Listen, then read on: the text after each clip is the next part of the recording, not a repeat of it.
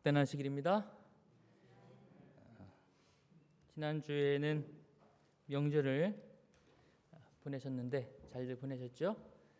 오늘은 다시 주님의 복된 안식일 우리가 주회전에서 함께 예배를 드리게 하셨습니다. 감사드리고 특별히 여러분이 밴드를 통해 소식을 들으셨지만 우리 박천웅 전도사님 온양교회 부목으로 발령이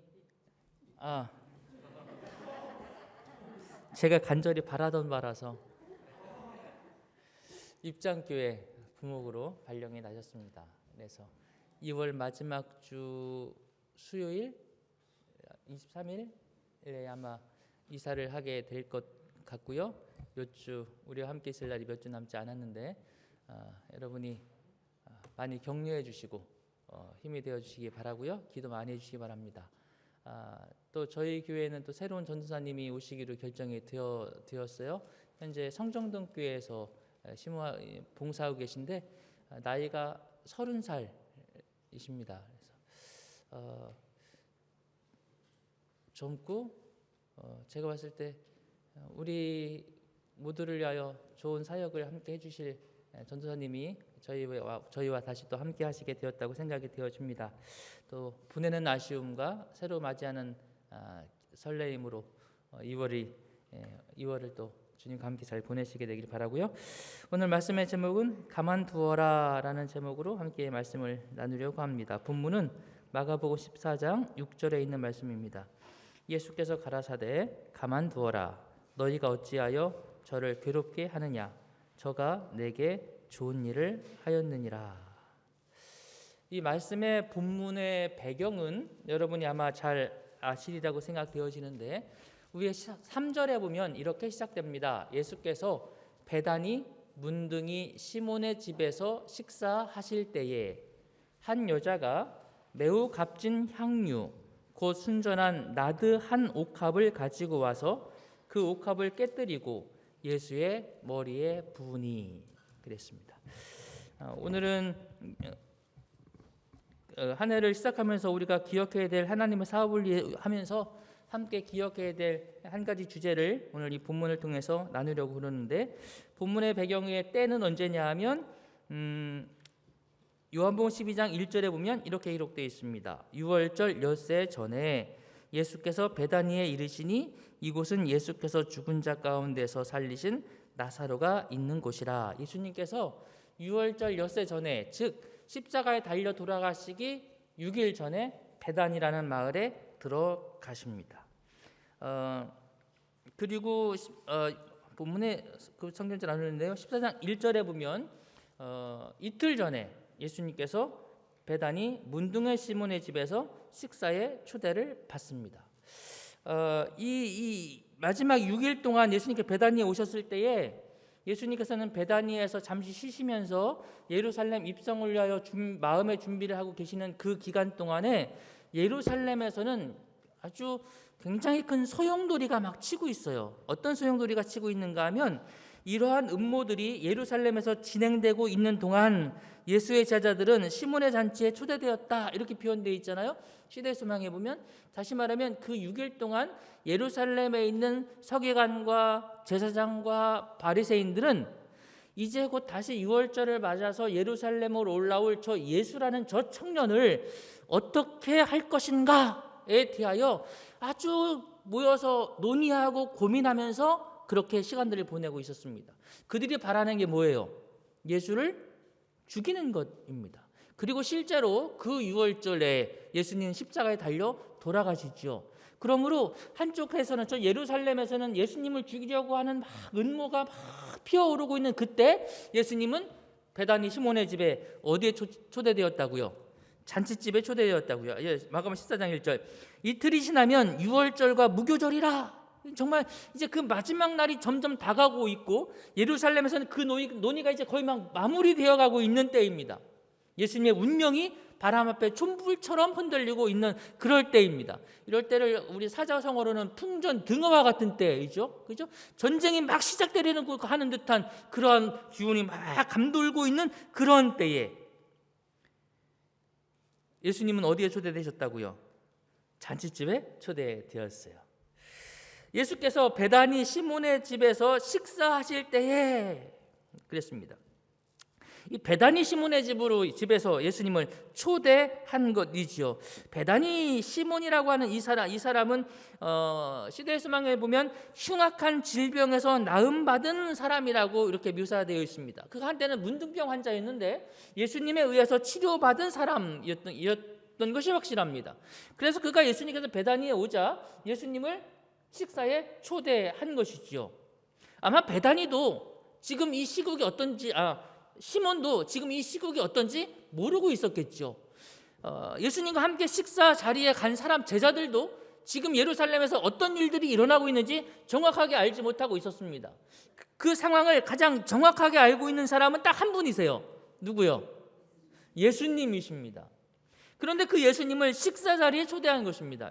마가복음에서는 식사라고 되어 있지만 마태복음 26장 6절에서는 베다니 나병 시몬의 집에 계실 때 이렇게 되어 있고, 요한복음 12장 2절에서는 거기서 예수를 위하여 잔치할세 이렇게 되어 있습니다. 잔치예요. 음식을 차려놓고 예수를 초대한 것이죠. 이렇게 여러분 한번 예수님의 입장에서 한번 생각해 보세요. 지금 예루살렘에서는 자신을 죽이려고 하는 계획들이 막 무르익어 가고 있고, 불과 며칠 후면 예수님은 체포되어서 십자가에서 운명하실 것을 다 알고 계세요. 이럴 때 잔치집에 가서 음식을 먹으면 어떻게 될까요? 소화가 안 돼요. 체합니다. 아마 이게 우리들의 모습이에요. 저도 그럴 것 같아요. 밥이 넘어가겠습니까? 마음속에 머릿속에 다른 생각들로 가득할 것입니다. 그런데 그런 것도 모르고 시몬은 예수님을 잔치에 초대해서 많이 드십시오 이러는 거죠. 예수님은 또 그 잔치집에서 앉으셔서 즐겁게 그 잔치에 참여하십니다. 이게 예수님과 우리의 차이 같아요. 예수님은 당신 앞에 있는 운명을 잘 알고 계셨지만 그러나 그분을 초대하는 이 시몬의 잔치에 거절하지 않으십니다. 그의 마음을 아시니까. 물론 이 시몬의 잔치가 예수님을 위하여 충분하게 잘 준비되고 주님을 융숭하게 대접하고 그러지는 못했어요. 왜냐하면 예수님께서 말씀하시기를 너는 내가 왔을 때 발 씻을 물도 주지 않았다 이렇게 표현을 하시는 것이 그 뒤에 나오지 않습니까? 발 씻을 물이라고 하는 것은 손님을 대접하면 식사를 하시기 전에 그 손님을 향한 유대인들의 가장 적절한 예법이었어요. 발을 씻어드리고, 왜냐하면 그들은 샌들을 신고 다니기 때문에 대단히 중요한 손님에 대한 예우인데 그거 안 했다는 얘기입니다. 시몬이 예수님에 대하여 마땅히 드려야 될 만한 적절한 공경의 태도를 잘 취하지 못했음에도 불구하고, 그러나 예수님은 시몬 베드로의 문둥이 시몬의 이 부족한 마음이라 할지라도 기꺼이 받으시고 잔치에 참여하셔서 함께 해주시는 것입니다. 이게 우리 예수님의 마음이세요. 당신의 마음은 무겁지만 부족한 문둥이 시몬의 초청에도 기꺼이 응하셔서 함께 해주시는 분, 예수님의 사랑 아니겠습니까? 오늘 우리도 그래요.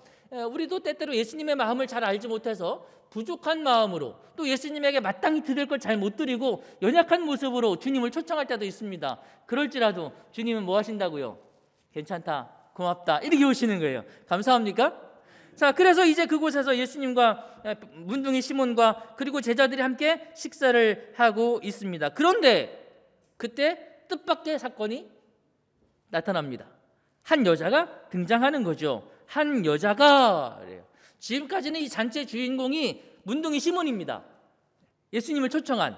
그런데 갑자기 상황이 바뀌어요. 주인공이 누구로 바뀌는 것입니까? 어떤 여자로 바뀌는 것입니다. 예수께서 은혜로서 그의 죄를 용서하시고 또한 오라비를 무덤에서 불러내셨으므로 마리아의 마음은 감사로 가득 차 있었다. 마리아는 예수께로부터 그의 죽음이 가까움을 알리시는 말씀을 듣자 깊은 사랑과 슬픔으로 예수에게 경의를 표하기를 원하셨다. 시대의 소망이 표현되어 있습니다. 우리 모두가 다 이 여자가 누군지 알고 있습니다. 그 여자 이름이 뭐라고요? 마리아입니다. 성경에 마리아가 여러 명 나옵니다. 그렇죠? 그런데 여기는 여러분이 아는 마리아 누구 있어요? 예수님 어머니도 마리아. 또 나사로의 동생, 그게 무슨 말이냐면 바로 베다니에 살고 있는 이 마리아입니다. 바로 나사로의 동생 마리아예요.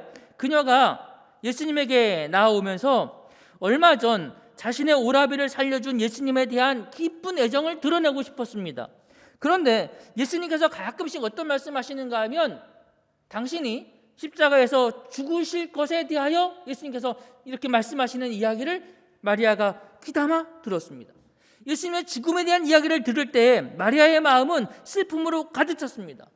그래서 이 마리아가 예수님께서 베다니에 오시자 이 예수님을 위하여 자신이 할 수 있는 무언가를 하기를 원했습니다. 예수님에게 자신의 마음을 드러내고 싶었습니다. 마지막을 향하여 가시는 예수님에게 그가 드릴 수 있는 무엇든 최고의 것을 드리고 싶었단 말이에요. 그래서 그 여가 준비합니다. 뭘 준비했다고요? 매우 값진 향유, 곧 순전한 나드 한 옥합을 가지고 왔다. 그가 가지고 온 이 값진 향유, 순전한 나드 한 옥합에 대하여 요한복음 12장 3절에서는 이렇게 표현해요. 마리아는 지극히 비싼 향유. 비싸도 그냥 비싼 게 아니에요. 어떻게 비싸다고요? 지극히가 무슨 뜻이죠? 가장 비싼. 우리 민나식 사모님께서 아직 2부에 오시는데 이제 오시면 여쭤봐야 될 텐데 향유 중에 뭐가 제일 비싼 향유일까? 전 향유에 대해서 잘 몰라요. 그러나 이 당시 유태인의 사회에서 여러 향유들이 있는데 그 중에서 비싼 것들 가운데에서도 제일 비싼 거 그게 뭐라고요? 그게 나드 향유라고 하는 것입니다. 얼만큼을 갖고 왔는가 하면 한 근을 가져다가 그랬어요. 한 근. 원어에는 한 근이 뭐라고 표현되어 있는가 하면 이렇게 표현되어 있습니다. 헬라어에는 리트라 이렇게 되어 있어요. 리트라. 들어보셨나요? 리트라? 비슷한 건 들어보셨나요? 1리터, 2리터, 3리터 들어보셨죠? 예, 여러분이 슈퍼에 가서 기름을 사면 몇 리터? 1.5리터? 잠깐만요. 여기. 제가 오다가 뭐 비슷한 거 없나 보니까 이게 500ml예요. 500ml면 이게 몇 리터예요? 몇 리터? 0.5리터. 0.5리터. 그런데 이게 0.5리터인데 요 한근 헬라어 리트라는 오늘날 영어에서 말하는 리터와 용량이 조금 달라요. 용어는 같지만 약 326g입니다. 326g. 그러니까 이게 500ml면 이게 몇 g? 이게 몇 g? 500g. 500g이니까 향유 한 요만큼 되겠네요. 그죠? 요만큼의 향유를 갖고 온 거예요. 자, 요 향유가 요만큼인데 이게 값으로 얼마냐 하면 이제 넘어가고 제가 아는 기름이 요거라서 올릴 때는 기름을 올렸어요. 요 기름에서 요 360분 참기름 저게 320ml니까 저거하고 가장 비슷한 양이에요. 네, 저거하고. 저게 가격이 얼마냐? 저게 참기름 320리터가 360분에서 팔 때 저 두 개 합해서군요. 49,000원이고 할인으로 43,000원에 팔았어요. 많이 팔아주시지 이런 얘기를 하려고 하는 거 아니고, 예, 저는 이제 360분에 나왔으니까. 그런데 나드 이 한 근 326g이 얼마냐 하면 요한복음 12장 5절에서 이 향유를 어찌하여 300데나리온에 팔아 가난한 자들에게 주지 아니하였느냐라고 유다가 말합니다. 값으로 얼마냐면 300데나리온이에요. 300데나리온이 얼마냐? 노동자의 하루 일당이 데나리온입니다. 그러니까 300데나리온이면 며칠 일당이라고요? 300일 일당입니다. 300일 일당이면 하루에 일당 얼마 계산해야 돼요? 10만 원 일당. 그냥 계산하기 쉽게 10만 원. 요즘 뭐 10만 원보다 다들 많이 받으시겠지만 10만 원씩만 계산해도 얼마예요? 3천만 원이에요. 기름 요만큼이 얼마라고요? 얼마라고요? 3천만 원이에요. 3천만 원. 그런데 이 기름을 준비해온 사람이 누구예요? 마리아라는 여성입니다. 당시는 오늘날과 달리 여성들이 사회에서 일할 수 있는 기회를 얻는 것이 쉬운 일이 아니었습니다. 게다가 일반적인 남성들과 같은 임금을 받는 것은 불가능했습니다. 그러므로 그녀가 이 3천만 원이나 되는 이 자금을 도대체 어떻게 마련했을까요? 어떻게 마련했을까요? 아마 그녀의 상황에서 본다면 1년치의 수입이 아니라 그보다 더 긴 기간 동안 아마 언니 몰래, 오빠 몰래 아르바이트 해가지고 그 돈을 차곡차곡 모았을지도 모르겠어요. 그래서 그 돈을 꽁꽁 숨겨두면서 내가 이 돈으로 뭔가를 해야지, 이 가난한 삶에서 내가 이 돈을 모아서 뭔가 큰 사업을 한번 해봐야지, 이렇게 모아놓은 돈일지도 모르겠습니다. 그런데 그녀가 그 돈을 털어서 뭘 샀다고요? 향유 하나를 샀다. 향유 하나를 샀다. 그 향유가 뭐냐면 나드라는 향유인데 이게 나드입니다. 이 나드꽃이에요. 이 나드가 어디서 자생하는가 하면 지금 보시는 지도에서 히말라야에서 삽니다. 히말라야에서. 이스라엘 땅이 어디예요? 이스라엘이 어디냐면 여기가 이스라엘입니다. 여기가 히말라야예요. 이 나드가 어디서 난다고요? 여기서 나서 여기로 오는데 이게 어디에서 자라는가 하면 히말라야에서도 3,000m 이상에서 자라요. 3,000m 이상에서. 그러니까 크게 자라는 풀이 아닙니다. 요게 나드. 요 나드의 뿌리를 채취해서 이 뿌리를 짓이겨서 거기서 오일을 짜는 게 나드향입니다. 수확량이 그렇게 많지 않아요. 여기서 수확한 이 뿌리를 캐서 인이인 다음에 향유를 만들어서 대상들이 저 멀리 예루살렘까지 가지고 오면 그게 값이 얼마짜리가 된다고요? 한 근에 3천만 원짜리가 된다. 물론 오늘날 여러분 이걸 사는 데는 3천만 원 안 들여도 됩니다. 이게 오늘날 인터넷에서 나드향을 치면 사실 수 있는 나드향이에요. 요게 얼마에 파는가 하면 10ml에 10,000원에 팝니다. 그러니까 320g이면 오늘날로 얼마면 돼요? 우리는 32만 원이면 살 수 있어요. 근데 그때는 32만 원이 아니라고요. 얼마요? 그때 3천만 원짜리. 근데 이 특성이 어떠냐면 휘발성이 굉장히 강합니다. 공기에 노출되면 싹 날아가요. 휘발성이 굉장히 강하니까 이거를 당시에는 우리처럼 이렇게 막에 병이 성능이 좋지 않잖아요. 그래서 이 휘발성이 너무 강한 이 오일을 보관하기 위하여 이렇게 옥으로 함을 만든 다음에 밀봉시켜 놓습니다. 딱 깨면 뭐하니까? 날아가 버리니까. 이게 보통 비싼 게 아니잖아요. 이걸 가지고 몸에다가 여성분들 외출할 때 향수 뿌리잖아요. 그죠? 이 향수 뿌리려고 칙칙하고 우리는 딱 닫아 놓으면 되는데 이게 그때는 그렇지 않단 말이에요. 그러니 몸에 향수를 쓰려면 포장을 대형 포장을 해야 돼요? 소형 포장을 해야 돼요? 소량 포장을 해야 돼요. 그럼 값이 더 비싸지겠지. 그런데 마리아가 산 포장은 소형 포장이에요? 대형 포장이에요? 대형 포장이에요. 3천만 원 대형 포장. 한 번 깨면 써야 되는데 이게 비싼 걸 왜 대형 포장으로 했을까요? 이게 외출할 때 향수용이 아닙니다. 많이 담아놓은 것은 한 번에 많이 써야 되는 거예요. 뭐에 쓰려고요? 그렇죠. 한 번에 많이 써야 되는 이 대형 용량으로 담아놓은 이유는 이게 시신에 바르는 것입니다. 장례식을 위하여 돌아가신 분에 대한 그 시신에 대한 최고의 예율을 갖추기 위하여 가장 비싼 나드를 가장 많은 용량으로 담아서 파는 것, 그걸 누가 샀다고요? 마리아가 산 거예요. 마리아는 예수님의 무엇을 위해서 준비했다고요? 장례를 위하여 그가 준비할 수 있는 최선의 것을 준비합니다. 이거 사는 것도 쉽지 않아요. 사는 것도. 아마 이거 사려고 마리아가 있는 돈 이렇게 챙겨가지고 나가서 향수 가게를 돌면서 집집마다 다니면서 물어보지 않았겠습니까? 그죠? 제일 좋은 향수 주세요. 제일 비싼 거 주세요. 가게 주인이 내리면서 이거 3천만 원짜리인데. 아마 주인이 이 여자 이거 못 살 거라고 생각했을지도 몰라요. 그래서 마리아가 덜컥 저 주세요. 사는 것입니다. 그리고 그것을 가지고 와서 뭐 했다고요? 그 옷값을 깨뜨렸어요. 그리고 예수의 머리에 붓습니다. 여보세요. 이만큼을 머리에 부면 이거 어떻게 돼요?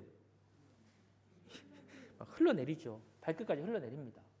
머리털로 그걸 닦아줍니다. 그녀의 예수님을 향한 정말 최선의 사랑을 표현하고 있죠. 그러자 향유 냄새가 온 집에 꽉 찹니다. 사람들이 지금까지는 관심이 뭐에 있었을까요? 음식에 있었어요. 나사로가 차린, 그죠? 시몬이 차린 음식에 있었어요. 근데 관심이 싹 바뀝니다. 어디로요? 향기가 쫙 퍼지자 모두의 관심이 거기로 집중되는 것입니다.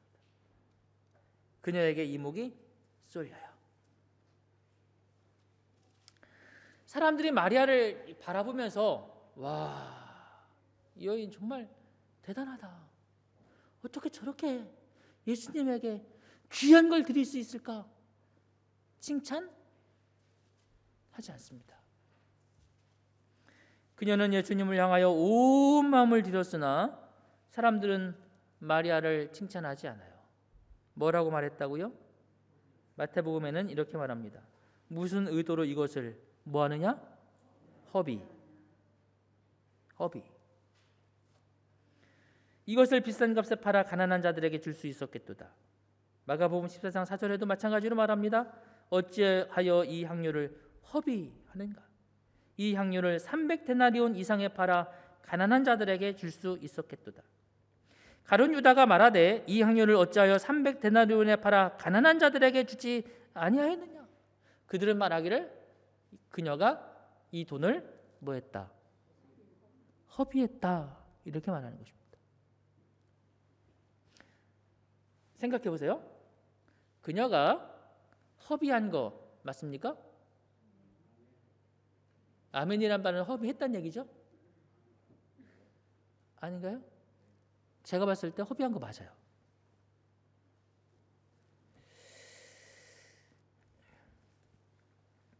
이 밥 한 그릇이 7,500원입니다. 얼마라고요? 7,500원.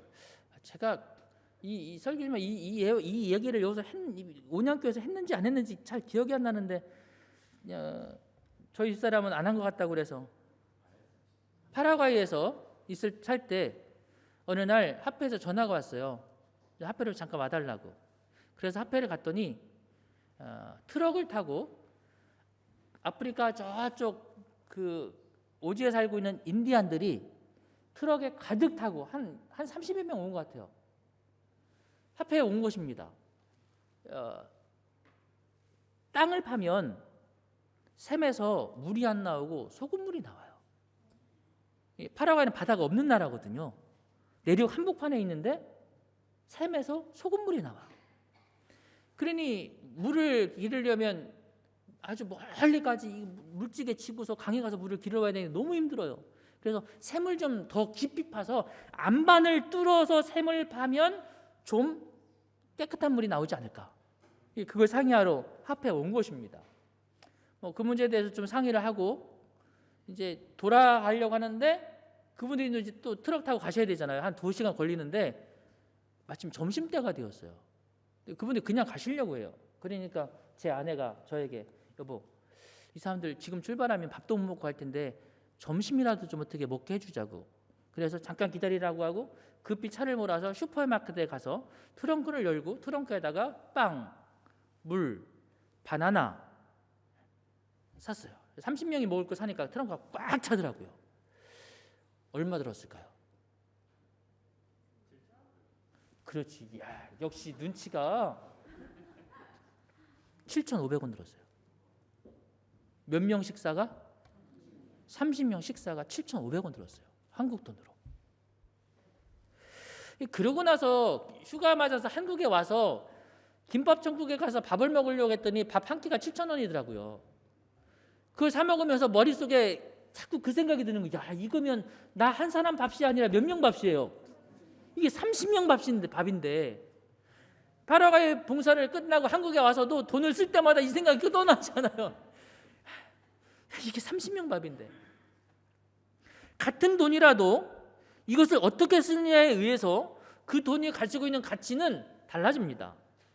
그 돈으로 할 수 있는 일들이 달라지죠. 그런데 지금 마리아는 얼마를 썼다고요? 3,200만 원을 썼습니다. 3,200만 원으로 뭘 할 수 있을까요? 10,000원짜리 밥을 몇 명에게 먹일 수 있어요? 오늘날 보통 밥값 10,000원 계산하면 몇 명 먹일 수 있다고요? 3,200명 먹을 수 있습니다. 3,200명. 여러분 3,200명 먹인다고 생각해 보세요. 우리 교회 저 위에다가 어른들 가득 매주 모시고 하루에 10,000원짜리 밥을 매 한식을 사드릴 수 있어요. 그래도 남아요. 그런데 그걸 뭐 해버렸다고요? 훅 부어버렸다고요. 일부 국가에서는 목회자 월급이 20만 원, 30만 원. 사실 제가 파라과이에서 목회할 때 거기 이 IMF가 와서 거기서도 달러가 막 치솟으니까 제가 그 나라 화폐로 월 급여를 받았는데 나중에 막 달러가 올라가서 제 급여를 계산해 보니까 한 달에 우리나라 돈으로 30여만 원 받더라고요. 제가 거기서 30여만 원 급여를 받은 걸 생각하면 저 같은 목사 몇 명 월급 줄 수 있다고요? 100명 월급 줄 수 있어요. 그런데 그냥 부어버린 것입니다. 아프리카에서 교회 질 때 300여만 원 든다고 그래요. 그래서 교회 짓게 도와달라고 그런 이야기를 우리가 많이 듣습니다. 그럼 교회 몇 개 줄 수 있어요? 100여 개 줄 수 있어요.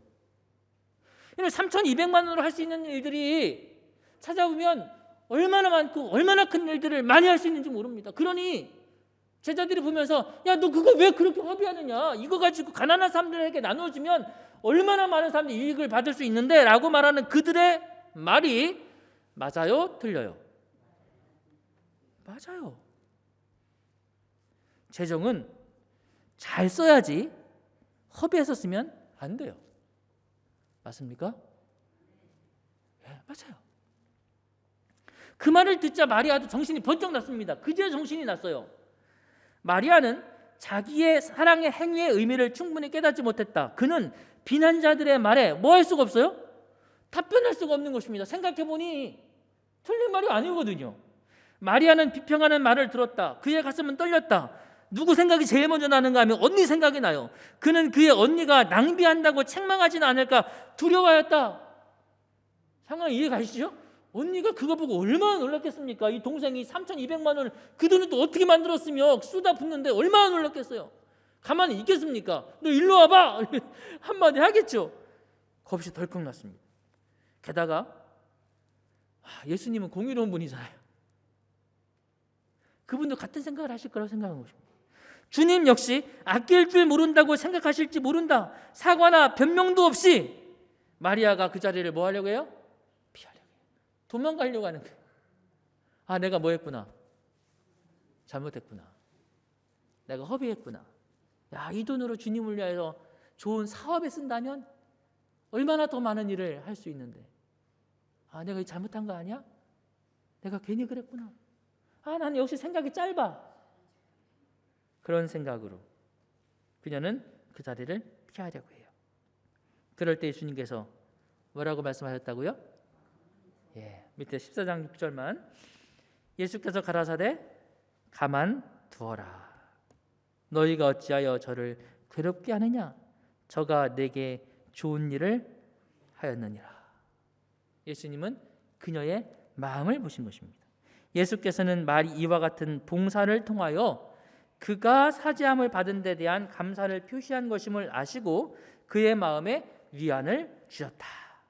비난의 수군거림보다 더 높은 음성으로 예수께서는 저가 내게 좋은 일을 하였느니라. 가난한 자들은 항상 너희와 함께 있으니 아무 때라도 원하는 대로 도울 수 있거니와 나는 너희와 항상 함께 있지 아니하니라. 저가 힘을 다하여 내 몸에 향유를 부어 내 장사를 미리 준비하였느니라. 마리아가 한 것보다 더 크고 마리아가 한 일보다 더 분명하게 그가 한 일의 의미를 예수님께서 더해 주시는 것입니다. 그리고 그를 칭찬해 주세요. 왜냐하면 예수님을 향한 그의 진실된 무엇을 보셨기 때문에요? 마음을 보셨기 때문에 그래요. 우리는 때때로 주님의 사업을 하면서도 생각이 좀 못 미칠 수도 있어요. 좀 부족할 수도 있습니다. 그럴지라도 감사한 것은 주님은 주님을 향한 우리의 마음을 아시고 우리를 정죄하시는 분이 아니라 오히려 우리를 위하여 간구하시는 분이심을 인해서 감사드립니다. 물론 효율성은 대단히 중요합니다. 뭐는 중요하다고요? 다 같이 효율성. 하나님의 사업을 하는 데 있어 효율성은 대단히 중요해요. 그들이 말한 이 말씀은 결코 틀린 말이 아닙니다. 우리가 지난 한 해 동안 여러분이 하나님의 사업을 위하여 헌신하였습니다. 11조도 드리시고 월정 헌금도 작정하여 드리셨습니다. 또 올해도 뭐 보니까 온양교회는 월정금 작성합시다 뭐 그래서 뭐 이렇게 쓰고 일을 안 해도 여러분이 하나님의 사업을 위해서 내가 올해도 작정해야지 하고 월정금을 작정하신다고 그래요. 또 아름다운 헌신의 모습들입니다. 감사 헌금도 드리시고 하나님 앞에 헌금을 드립니다. 그렇게 드리신 헌금들은 하나님의 사업을 위해서 자금은 대단히 효율적으로 잘 사용되어져야 합니다. 자금뿐만 아니라 우리가 삶을 살아가면서 효율성으로 사용되어야 될 게 참 많아요. 시간도 아주 잘 효율적으로 사용해야 합니다. 제가 말씀을 준비하다가 어느 분이 시간을 효율적으로 사용하는 방법 이렇게 했는데 제가 보면서 내가 이거 기억해야 되겠네 싶어서 이렇게 적어봤어요. 가능한 즉시 처리하라. 이거 되게 잘못하는 거거든요. 한 번에 하나씩 처리한다. 중요한 일을 먼저 하라. 비슷한 일들을 함께 묶어서 처리해라. 스케줄을 사용하여 활동을 계획하라. 지금까지의 시간 사용 내역을 확인하라. 일을 마칠 때는 주변 정리하고 끝내라. 이 중요한 것 같아요. 효율적으로 사용하는 것입니다. 교회 살림을 위해서도 효율적으로 돈을 사용하는 것입니다. 아낄 건 아끼고 불필요한 데 사용하지 않고 계획을 세웠다 할지라도 사용하기 전에 한 번 더 함께 점검하고 그래서 사업계획서에 우리 이거 합니다라고 적어내었다 할지라도 그걸 하기 전에는 꼭 직원회의를 통해서 이거 하는데 괜찮을까? 자금은 적절하게 책정되었는가? 이걸 다 점검한 다음에 자금을 사용합니다. 여러분이 헌금 내신 걸 아무렇게나 막 사용하지 않으려고 교회가 그런 제도들을 가지고 하고요. 또 헌금을 하신 것에 대해 컴퓨터로 프로그램으로 잘 정리해서 체크하고 그 다음에 수석 장로에게 보고하고 목회자에게 보고하고 그래서 헌금들이 잘 관리하도록 이렇게 하고 있습니다. 교회가 그렇게 하고 있는 모습들은 정말 좋은 모습들입니다. 자금은 분명하게 효율적으로 사용되어야 돼요. 그런데 여러분 가만히 보면 우리가 자금들을 가장 효율적으로 사용하지 않는 데가 있어요. 그게 뭘까요? 우리의 삶 속에서 애 키우는 거예요. 애 키우는데 보니까 수입이 300만 원 이하인 사람들이 10년 동안 아이를 대학 보내고 그렇게 하는 데까지 대학교 졸업할 때까지 1억을 쓰고요. 300만 원 정도에서 400만 원 사이인 사람이 3억 3천을 쓰고요. 400만 원에서 500만 원 사이의 수입인 사람이 4억 5천을 쓰고 600만 원 사이인 사람이 5억 3천을 쓰고 600만 원 이상인 사람이 9억 이상을 써요. 다시 말하면 대학 보낼 때까지 자신의 수입에 몇 배를 쓴다고요?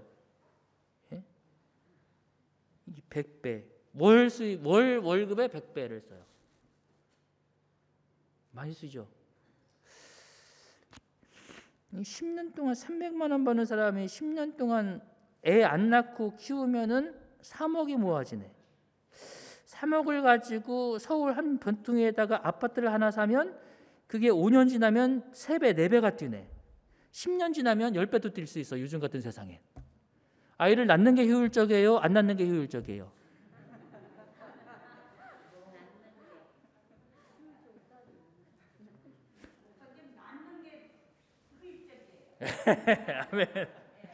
이게 그냥 돈 쓰는 것만 계산하면 이게 작은 돈이 아닌데? 그런데 부모들은 그거 계산하지 않아요. 그보다 더 의미 있는 게 있으니까. 더 귀한 게 있어요. 아이들에게 대학 수학료 내면서 이거 내가 괜히 나가지고 이거 한 달에 수업 그러지 않아요. 빚을 내서라도 융자를 받아서라도 학비를 대줘요. 그런데 그렇게 하는 이유가 있어요.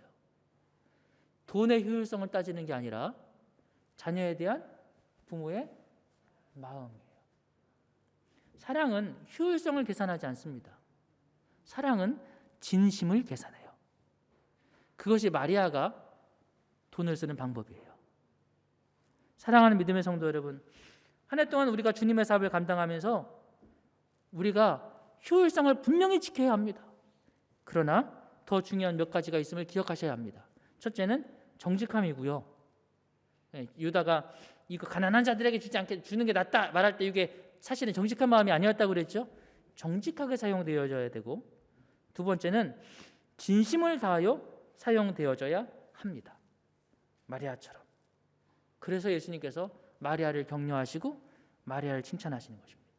오늘 우리가 주님의 사업을 감당하면서 효율성은 대단히 중요하지만 더 중요한 것은 그 일을 하는 저와 여러분들의 마음임을 기억하시게 되기를 바랍니다.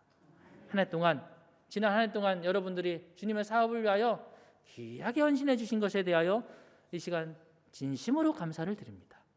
그리고 다시 한 해 동안 저와 여러분이 드리는 모든 자금들이 하나님의 사업을 위하여 귀하고 소중하게 잘 허비하지 아니하고 사용되어지기를 바랍니다. 그럴지라도 우리가 주의 사업을 할 때 더 중요한 것은 우리 모두가 마음을 다하여 드리고 진심을 다하여 주님께 영광 돌리는 마음으로 사용하는 것 아니겠습니까?